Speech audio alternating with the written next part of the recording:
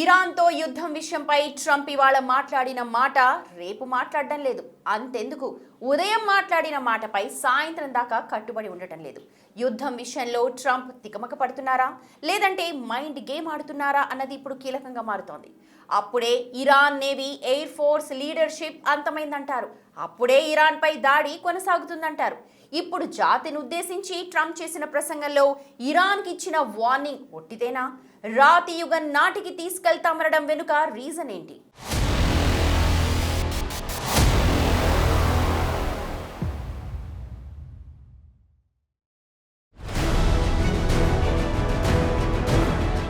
Iran యుద్ధం విషయంలో Donald Trump mind game ఆడుతున్నారా?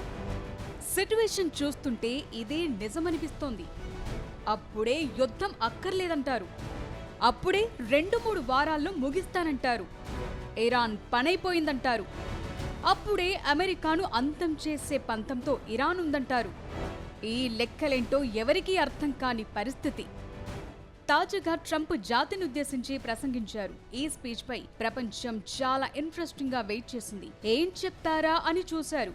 యుద్ధం ముగింపుపై క్లారిటీ ఇస్తారనుకున్నారు. ట్రంప్ ఎంతో మాట్లాడారు, కానీ కొత్తగా ఏమీ చెప్పలేదు. సీన్ కట్ చేస్తే ట్రంప్ ఏం చెప్పారో ఓసారి చూడండి. We're going to hit them extremely hard over the next 2 to 3 weeks. We're going to bring them back to the Stone Ages where they belong. In the meantime, discussions are ongoing. Regime change was not our goal. We never said regime change, but regime change has occurred because of all of their original leaders' death. They're all dead. చూసారుగా Trump warning. రాబోయే 2-3 వారాల్లో Iran పై భీకర దాడులు చేస్తామన్నారు. Iran కీలక నాయకత్వం అంతమైందని, ఆ దేశ నేవీ ఎయిర్ ఫోర్స్ తుడిచిపెట్టుకుపోయాయన్నారు. ఇరాన్ తమతో డీల్ కు రావాలని, లేకపోతే ఆ దేశాన్ని రాతి యుగానికి తీసుకెళతామని ఘాటుగా హెచ్చరించారు. యుద్ధం ఇప్పట్లో ఆగే పరిస్థితి లేదని, operation epic fury కొనసాగుతుందన్నారు.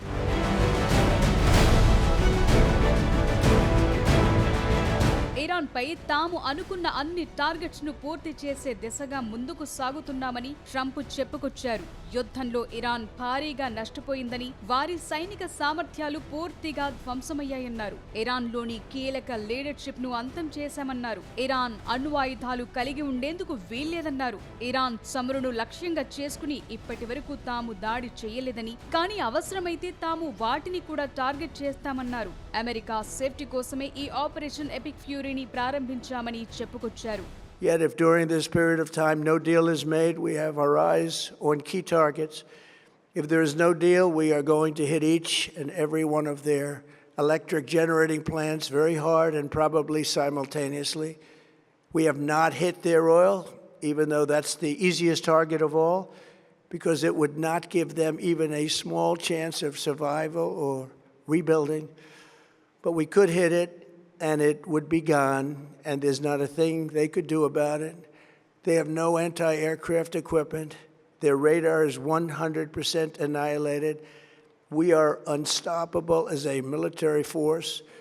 The nuclear sites that we obliterated with the B-2 bombers have been hit so hard that it would take months to get near the nuclear dust, and we have it under intense satellite surveillance and control. Trump ప్రసంగంలో ఓ కొత్త మాట మాత్రం చెప్పారు. Iran ను రాతి యుగం దాకా తీసుకెళ్లి వదిలేస్తామన్నారు. అంటే అణ్వాయుధ దాడి చేస్తారా అన్న డౌట్లు కూడా కొందరిలో పెరుగుతున్నాయి. ఇరాన్ ఆర్థిక మూలాలను, మౌలిక సదుపాయాలను పూర్తిగా ధ్వంసం చేయటం కూడా ఇందులో భాగమే అంటున్నారు. ఇరాన్ ను హార్డ్ హిట్ చేస్తామని చెప్పటం ద్వారా విద్యుత్ గ్రిడ్లు, కమ్యూనికేషన్ వ్యవస్థలు, చమురు క్షేత్రాలను లక్ష్యంగా చేసుకుని ఆ దేశాన్ని కొన్ని దశాబ్దాల వెనక్కు నెడుతామని ఇండైరెక్ట్ గా వార్నింగ్ ఇచ్చారు.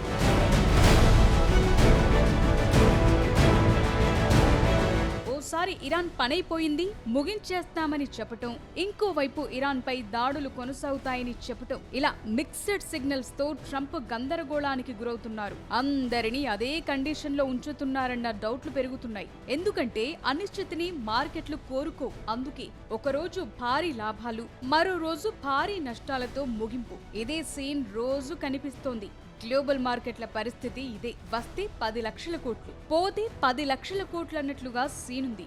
సో తాజా స్పీచ్లో మార్కెట్లకు ఓ మంచి కబురు చెప్పలేకపోయారు. పశ్చిమాసియా ఉద్రిక్తతలు తగ్గేలా కనిపించకపోవడంతో అంతర్జాతీయ మార్కెట్లో క్రూడ్ ధరలు మళ్లీ పెరిగాయి. బ్రెంట్ క్రూడ్ ధర $106 దాటింది.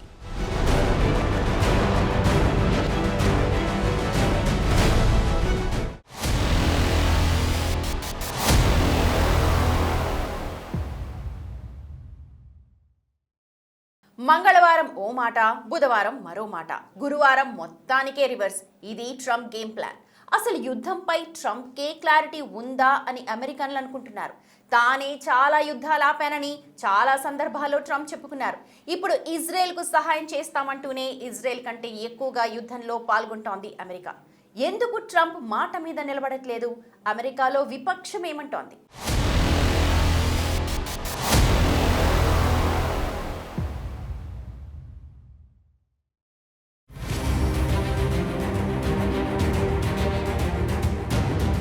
ఇరాన్లోని 400 కేజీల యురేనియం తీసుకొస్తామంటారు. అప్పుడే ఇరానియన్ చమురు కథ తేలుస్తామంటారు. అప్పుడే తమ దగ్గరే దండిగా చమురుందంటారు. అమెరికాలో పెరిగే ఫ్యూయల్ రేట్లను లైట్ తీసుకుంటారు. గల్ఫ్ దేశాలను కాపాడతామంటారు. సీన్ కట్ చేస్తే ఇరాన్ దాడులు ఆగటం లేదు. అమెరికా అడ్డుకోవటం అంతకంటే లేదు. అమెరికన్ ఎయిర్ డిఫెన్స్ సిస్టమ్స్ కూడా ధ్వంసమయ్యాయి. 15కు పైగా అమెరికన్ విమానాలు కూడా నేలకూలాయి. ఇక గల్ఫ్ దేశాలు కూడా ప్రతిదాడులు చేయట్లేదు. సిట్యువేషన్ చూస్తున్నాయంతే. అన్ని దేశాలు కలిస్తే యుద్ధం పెద్దదవుతుంది. పైగా యుద్ధంలో పాల్గొనే దేశాల్లో సప్లై చైన్ దెబ్బతింటుంది. ధరలు పెరుగుతాయి. అంతా అస్తవ్యస్తం. పరిస్థితి బాగవటానికి చాలా టైం పడుతుంది. అందుకే నేటో దేశాలు, ఇటు గల్ఫ్ దేశాలు దూరం పాటిస్తున్నాయి. ట్రంప్ ఎంత గేమ్ నడిపించినా అవేవి ముందుకు రావట్లేదు. పైగా తమ సైనిక బేస్లను వాడుకునేందుకు ఇతర దేశాలేవి అమెరికాకు ఛాన్స్ ఇవ్వటం లేదు. శ్రీలంక దగ్గర నుంచి ఇటలీ దాకా ఇదే సీన్. అమెరికాకు నో యాక్సెస్ అంటున్నాయి. బేస్లు వాడుకునేందుకు అవకాశం ఇస్తే కథ మొత్తం మారిపోతుందనుకుంటున్నాయి. అందుకే ట్రంప్ వలలో పడేందుకు ఎవరు ఇంట్రెస్ట్ చూపట్లేదు.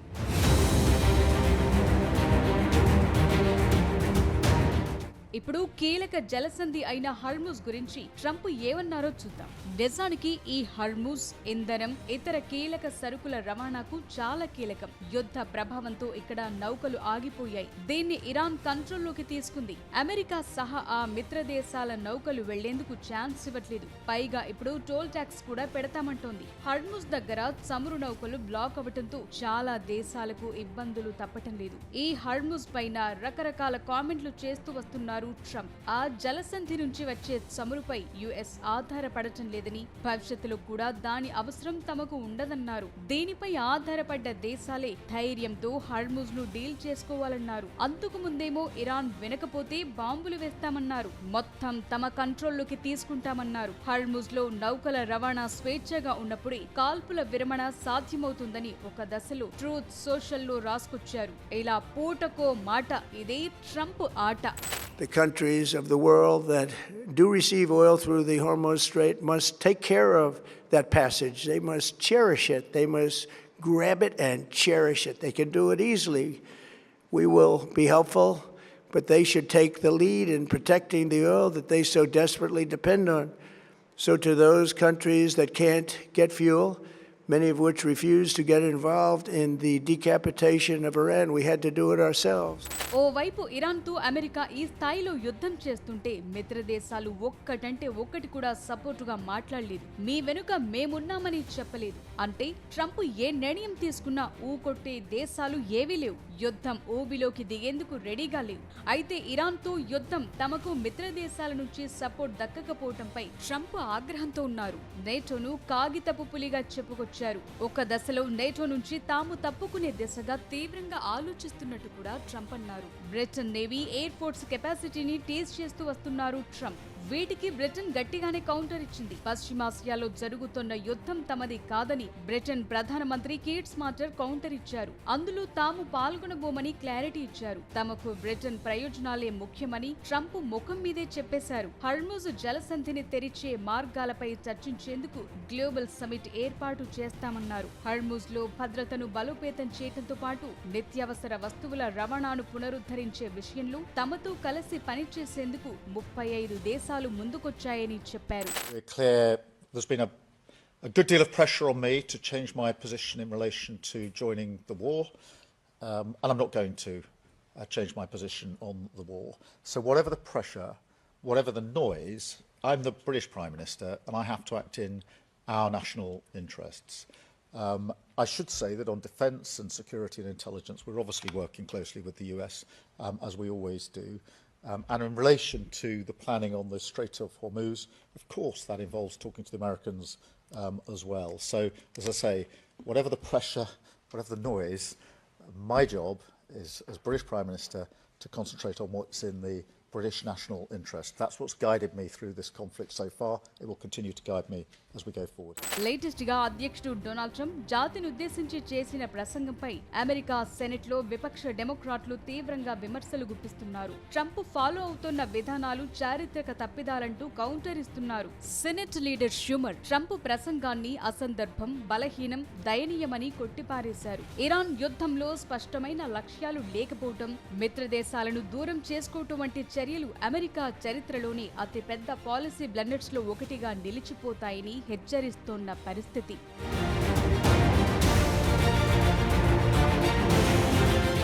ఇరాన్ను రాతియుగం వైపు తీసుకెళతామని ట్రంప్ చేసిన హెచ్చరికపై డెమోక్రాట్లు ఫైర్ అయ్యారు. ట్రంప్ స్పీచ్ విన్న తర్వాత ఎవరికైనా యుద్ధం ముగుస్తుందా లేదా మరింత ముదురుతుందా అనే దానిపై కనీస అవగాహన లేకుండా పోయిందంటున్నారు. ట్రంప్ మాటలు ఆయన ఊహా ప్రపంచానికి సంబంధించినవని, వాస్తవ పరిస్థితులకు భిన్నంగా ఉన్నాయని కౌంటర్ ఇస్తున్నారు.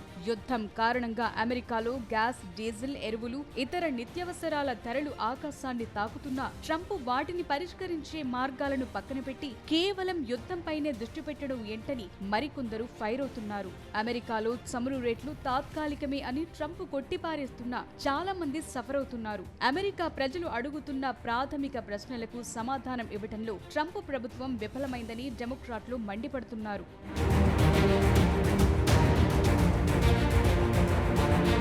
నేటో మిత్ర దేశాలను విమర్శించడం, హర్ముజ్ జలసంధి బాధ్యతలను వారిపైనే తోసేయటం వంటివి అమెరికా దౌత్య సంబంధాలను దెబ్బతీసే బ్లండర్స్ అని విపక్షం భావిస్తోంది. ఇంత పెద్ద యుద్ధం చేస్తూ చమురు రవాణా మార్గాలను పునరుద్ధరించలేకపోవటం ట్రంప్ వైఫల్యం కాకపోతే మరేంటని క్వశ్చన్ చేస్తున్న వారు ఉన్నారు. అంటే ఇరాన్ దారిలోకి రానట్లే కదా అని ప్రశ్నిస్తున్నారు. విపక్షాలే కాకుండా రిపబ్లికన్ పార్టీలోని కొందరు నేతలు కూడా ట్రంప్ తన అమెరికా ఫస్ట్ విధానాన్ని వదిలేసి యుద్ధానికి ప్రాధాన్యత ఇస్తున్నారని అసంతృప్తి వ్యక్తం చేయటం కీలకంగా మారుతోంది. ట్రంప్ ప్రసంగం వల్ల మార్కెట్లలో అనిశ్చితి పెరగటం విపక్షాల విమర్శలకు మరింత బలాన్ని చేకూర్చినట్లయింది. అమెరికా ఫస్ట్ అంటే ట్రంప్ ఏ పని చేసినా అమెరికన్లకు మేలు జరగాలి, ఇది కాన్సెప్ట్. కానీ మేలు సంగతి దేవుడెరుగు. రోజు రోజుకు గ్యాసోలిన్ రేట్లు పెరుగుతున్నాయి, సమస్యలు పెరుగుతున్నాయి, అమెరికన్లకు ఖర్చుల భారం పెరుగుతోంది. అంతా అసంతృప్తే ఉంది.